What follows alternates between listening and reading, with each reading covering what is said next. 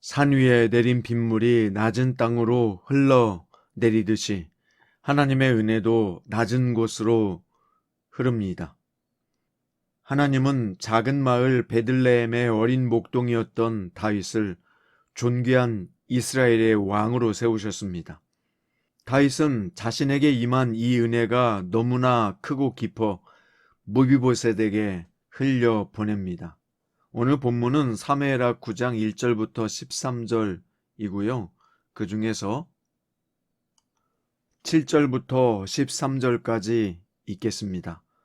다윗이 그에게 이르되 무서워하지 말라. 내가 반드시 내 아버지 요나단으로 말미암아 내게 은총을 베풀리라.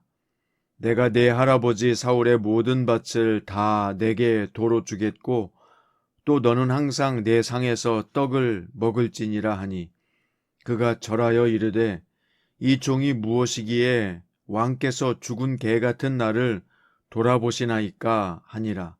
왕이 사울의 시종 시바를 불러 그에게 이르되 사울과 그의 온 집에 속한 것은 내가 다 내 주인의 아들에게 주었노니 너와 내 아들들과 내 종들은 그를 위하여 땅을 갈고 거두어 내 주인의 아들에게 양식을 대주어 먹게 하라.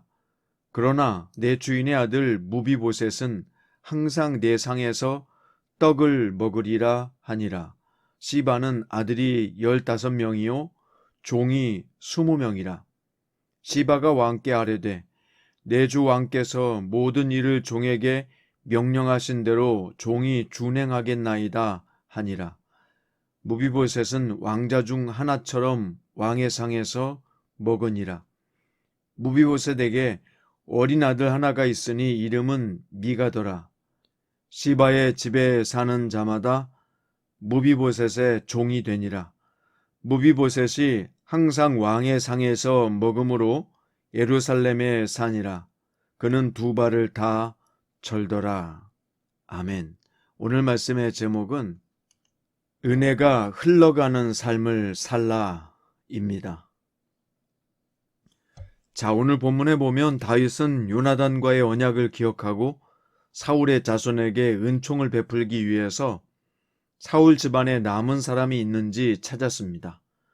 자신을 살려주고 자신에게 은혜를 베푼 요나단을 기억하고 나라가 안정되자 요나단과의 약속을 지키기 위해서 그의 가족을 찾은 것입니다. 우리는 하나님의 언약의 백성입니다. 하나님이 우리와 맺은 언약을 신실하고 성실하게 이루신 것처럼 우리 또한 모든 약속에 대해서 신실해야 합니다. 다윗은 사울의 집 종이었던 시바를 불러 사울의 집에 남은 사람이 있는지 물으며 그에게 하나님의 은총을 베풀 것이라고 말합니다. 나의 은총 혹은 왕의 은총이라고 하지 않고 하나님의 은총이라고 말했습니다. 자신이 받은 하나님의 은총을 다윗은 아무 조건 없이 나누겠다는 것입니다.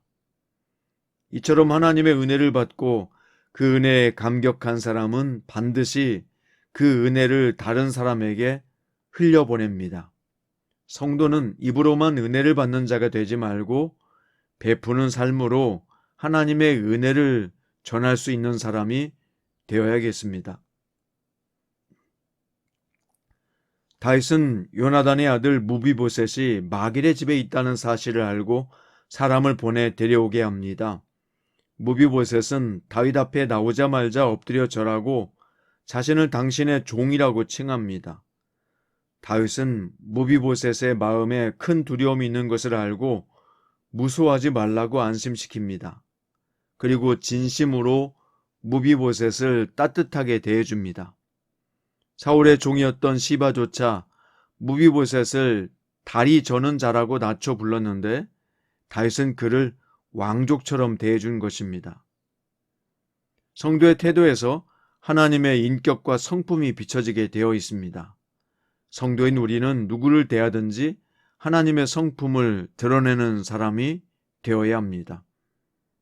자, 이어서 다윗은 무비보셋에게 사울의 재산을 돌려주고 왕의 상에서 식사하는 은총을 베풀었습니다. 무비보셋은 믿어지지 않는 다윗의 호의에 자신을 향해서 죽은 개 같은 자로 낮추며 자격이 없는 사람임을 고백했습니다. 무비보셋은 오랜 세월 동안 아마도 다윗을 원망하며 두려워했을 것입니다. 그런데 오히려 큰 은총을 얻게 되자 두려움을 잊고 변화된 삶을 살게 되었습니다. 우리는요, 하나님과 원수되었던 자들이었지만 하나님의 은혜로 주님과 합평하게 되었습니다. 그렇기 때문에 그 은혜에 날마다 감격하며 변화된 삶을 무비보셋처럼 살아가야 합니다. 자, 이제 마지막 장면을 보면요, 다윗은 사울의 모든 소유를 무비보셋에게 주겠다고 선언하고 시바를 관리자로 임명했습니다. 그리고 무비보셋은 항상 왕자들과 같이 왕의 상에서 음식을 먹었습니다. 다윗은 이처럼 무비보셋에게 은총을 베풀고 자신의 아들처럼 대해주었습니다. 지극히 비천하고 괴로운 시절을 보낸 다윗이었기 때문에 무비보셋의 마음을 더욱 헤아릴 수 있었을 것입니다. 성도는 하나님께 어떤 은혜를 입었는지를 잊지 말고 그 은혜를 베풀고 나눌 줄 아는 삶을 살아야 합니다. 오늘은 강정훈 저자의 갈렙처럼 온전하게 라는 제목의 책의 내용의 일부를 읽어드리겠습니다. 런던의 유명한 새 목회자가 동시대를 살았다.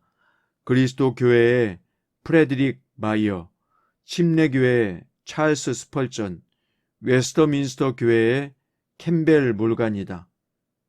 미국에서 사역하던 캠벨 몰간이 영국으로 돌아와 웨스터민스터 교회를 담임하면서 교회가 크게 부흥했다. 그러자 프레드릭 마이어에게 질투심이 생겼다.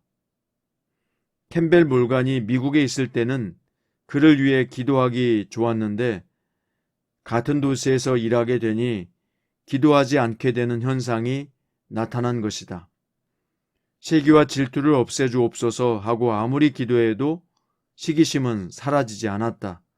그때 하나님이 그에게 이런 음성을 들려주셨다. 내 기도를 바꾸어라. 질투를 없애달라 기도하지 말고 축복을 위해 기도하라. 그래서 프레드릭 마이어는 기도를 바꾸었다. 찰스 스펄전과 캠벨 몰간과 그의 교회들을 축복해 주옵소서. 그러자 평안과 기쁨과 자유가 돌아왔다. 프레드릭 마이어는 어느 날 공개적인 자리에서 이런 유명한 기도를 한다. 하나님, 몰간 목사님의 교회를 축복해 주셔서 예배당에 사람이 가득 차게 해 주옵소서.